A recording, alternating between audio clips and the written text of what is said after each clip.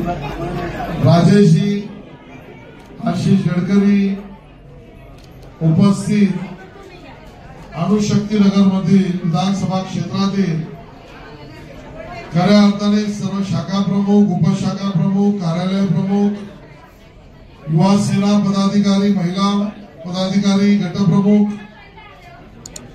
आणि त्याबरोबर असलेले ज्येष्ठ शिवसैनिक या सगळ्यांचं मी मनापासून भारतीय जनता पक्षामध्ये स्वागत करतो।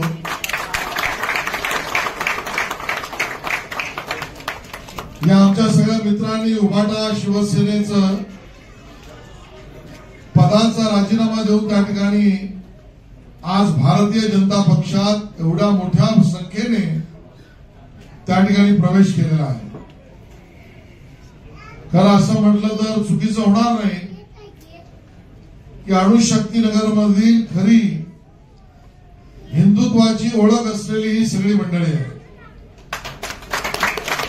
आणि आज त्या सगळ्या मंडळींनी आमच्या पक्षामध्ये आमच्या बरोबर यायचं ठरवलं।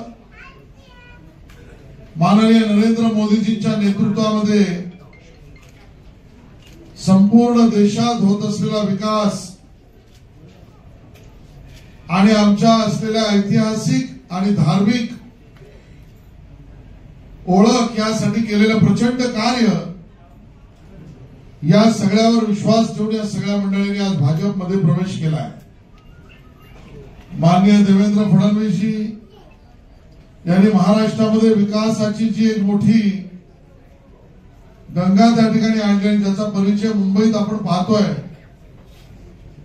कोस्टल रोड असो, अटल सेतू असो, मेट्रो असो, मेट्रोचं जाळं असो, गृहनिर्माणाचे प्रश्न असोत, झोपडपट्टीत राहणाऱ्या आमच्या नागरिकांना त्यावेळेला त्यांना मिळणारी भाडी असोत, या सगळ्या विषयावर मूलभूत काम जर कोणी केलं असेल तर ते देवेंद्रजींच्या नेतृत्वामध्ये आणि आता एकनाथ शिंदेजी, देवेंद्रजी, अजितदादांच्या सरकारमुळे हे सामान्य त्या ठिकाणी नागरिकांना मिळत आहे।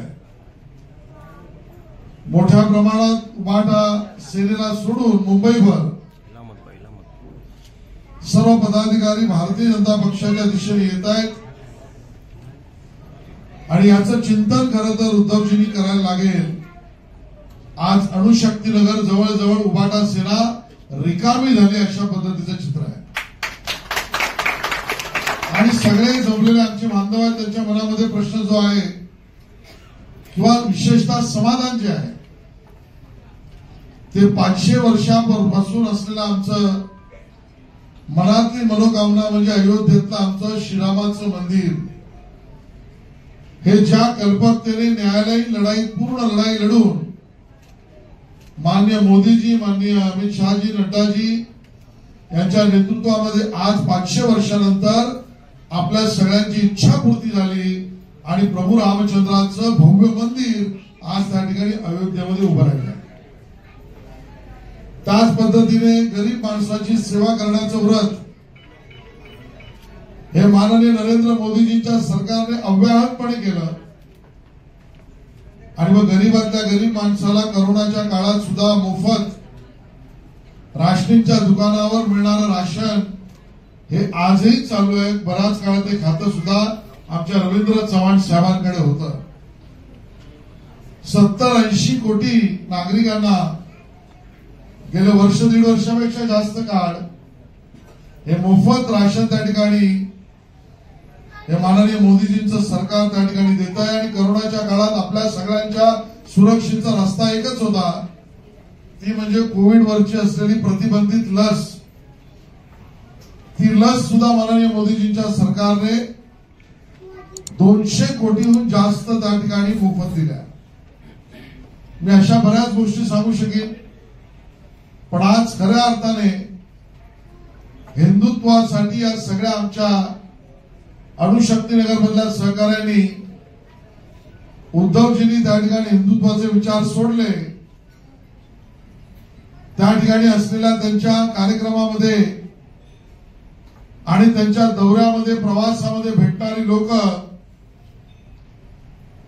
पूर्वी छत्रपती शिवाजी महाराज की जयच्या घोषणा देणाऱ्या लोकांबरोबर उद्धवजी फिरत होते सिंहावर रामचंद्र की जय म्हणणाऱ्या लोकांबरोबर उद्धवजी फिरत होते. काल परवा आम्ही बघितलं की व्हिडिओ जो व्हायरल झालाय त्यामध्ये आता छत्रपती शिवाजी महाराज म्हणणारे लोक कमी होत आहेत आणि वेगळेच नारे देणारे लोक समोर येत आहेत. आम्ही कुठल्याही धर्माच्या विरोधात नसलो तरी ते नारे अख्खा महाराष्ट्र देश पाहतोय. आणि मग अशा परिस्थितीमध्ये जिकडे स्वधर्म, स्वराष्ट्र आणि स्वकर्तव्य